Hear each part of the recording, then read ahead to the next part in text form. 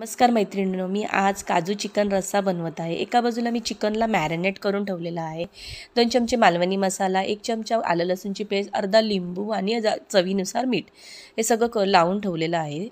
आणि एका बाजूला मी तवा ठेवून त्यात 2 उभे चिरलेले कांदे चांगले परतून घेतले। खडा मसाला घातलेला आहे, तोही चांगला परतून घेऊन झाल्यानंतर सुकं खोबरं आणि कोथिंबीर घातलेली, ती चांगली परतून घेतलेली।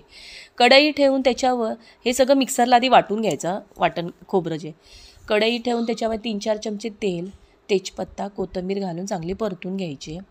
आणि 2 बारीक चिरलेले कांदे तेही चांगलं परतून घेऊन झाल्यानंतर त्याच्यामध्ये 2 चमचे आलं लसूणची पेस्ट घाला, 1 टोमॅटो घाला, ते चांगलं परतून घ्या।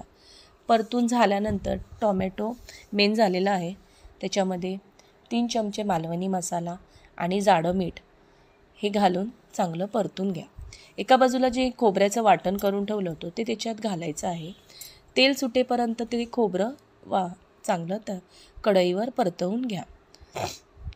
परतून झाल्यानंतर त्याच्यामध्ये जे चिकन मॅरिनेट जे केलेलं आहे ते तुम्ही घाला त्याच्यामध्ये आणि तेही चांगलं परतून घ्या। परतून झाल्यानंतर त्याच्यावर तुम्ही झाकण ठेवा आणि वाफ काढायला ठेवून द्या। आता चिकनला पाणी सुटलेलं आहे, आता ओले काजू घाला।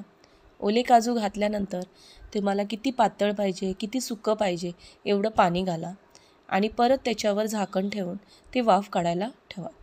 आणि झाकण लावून वाफ काढून झाल्यानंतर हे तयार आहे चिकन चमचमीत काजू रस्सा। तर तुम्ही हे बनवून पहा।